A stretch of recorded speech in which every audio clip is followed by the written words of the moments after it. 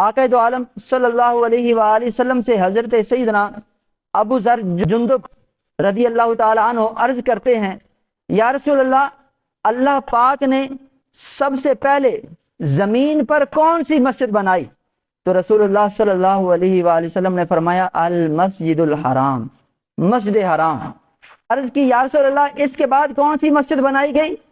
تو نبی کریم صلی اللہ علیہ وآلہ وسلم نے فرمایا المسجد الاقصی، مسجد اقصی۔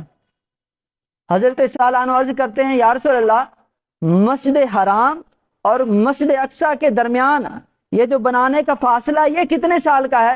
تو حضور فرماتے ہیں 40 عامن، 40 سال کا فاصلہ ہے۔ پھر حضور فرماتے ہیں جب مسجد اقصی کو بنا دیا گیا، اس کے بعد اللہ نے ساری زمین کو پاک کر دیا، ساری زمین کو لائق سجدہ بنا دیا۔ جہاں نماز کا وقت ہو، جہاں مسلمان چاہے وہیں مصلی بچھائے نماز ادا کرے، اس کی نماز ہو جائے گی۔